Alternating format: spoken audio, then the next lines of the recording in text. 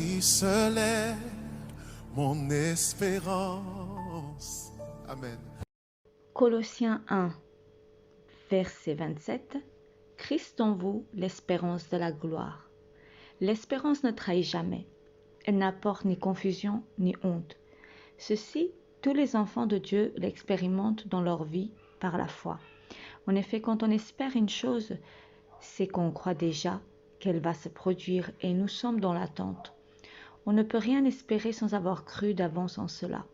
C'est pourquoi nous chrétiens, nous avons mis notre foi en notre Seigneur et Sauveur Jésus-Christ et notre espérance en lui est grande. Amen.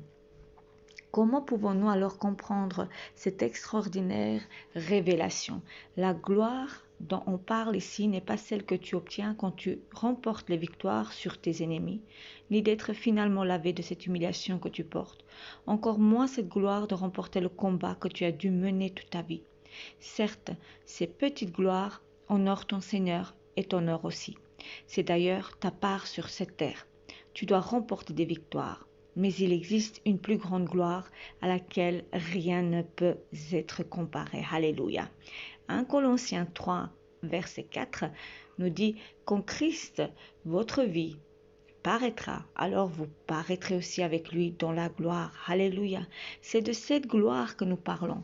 C'est qu'un jour, tu te trouveras face à face devant le Dieu de l'univers, dans toute sa majesté. Tu le verras de tes propres yeux. Celui de qui tu as entendu et lu tous ces prodiges dans la sainte parole de Dieu. Celui de qui tous les prophètes ont témoigné, parlant de sa grandeur incomparable. Celui que toute la création adore. Alléluia. Tu sais pourquoi cela sera possible? Parce que Dieu l'a voulu d'avance pour toi. Il a mis cette espérance dont tu ne sauras mesurer la portée en une seule personne. Ton Seigneur Jésus-Christ, celui en qui tu as cru et que tu as confessé. Alléluia. Colossiens 1, versets 19 et 20 nous dit « Car Dieu a voulu que toute plénitude habite en lui. Il a voulu par lui réconcilier tout avec lui-même, tant ce qui est sur la terre que ce qui est dans les cieux, en faisant la paix par lui, par le sang de sa croix. » Alléluia. Seigneur, tu es tellement bon, tellement grand, tellement miséricordieux, tellement merveilleux. Alléluia. C'est là le mystère de Dieu, ce qu'il a tenu en réserve pour sauver l'humanité depuis sa chute dans le jardin d'Éden.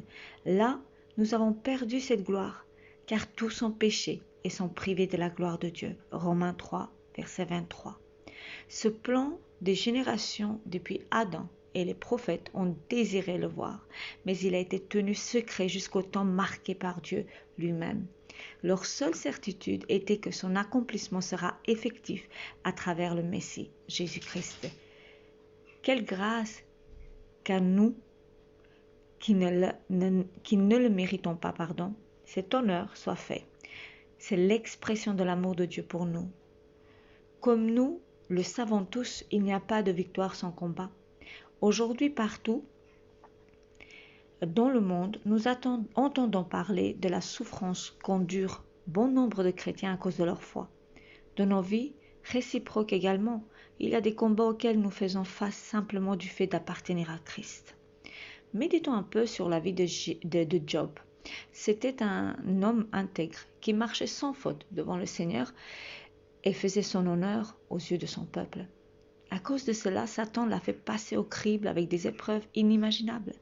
En un clin d'œil, il a tout perdu, il a été lui-même réduit à rien.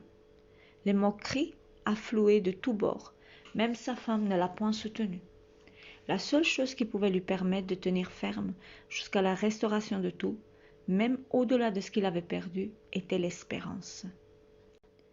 En effet, il s'écria « Je sais que mon Rédempteur est vivant et qu'il se lèvera le dernier sur la terre. » Job 19, 25. Alléluia.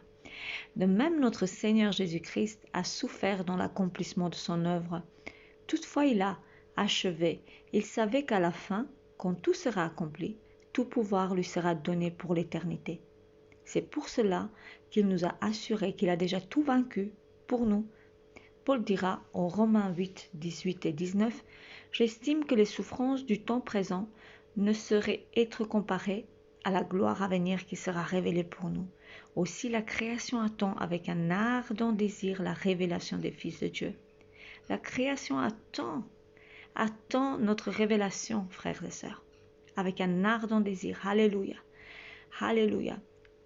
Au vu de cela, nous devons tenir ferme en gardant les yeux sur la victoire finale. Dieu savait que dans le monde, nous aurons à subir toutes sortes d'épreuves. Il ne nous a donc pas laissés orphelins. Il a envoyé son esprit qui alimente en nous cette espérance, celle que nous avons en la promesse de notre Seigneur Jésus-Christ. Jean 14, versets de 1 à 3 nous dit « Que votre cœur ne se trouble point. Croyez en Dieu et croyez en moi. Il y a plusieurs demeures dans la maison de mon Père. Si cela n'était pas, je vous l'aurais dit. Je vais vous préparer une place, et lorsque je m'en serai allé, et que je vous saurai préparer une place, je reviendrai et je vous prendrai avec moi, afin que là où je suis, vous y soyez aussi. Seigneur mon Dieu, merci. » Il y a tant d'amour dans ces paroles, tant d'amour pour nous. Alléluia.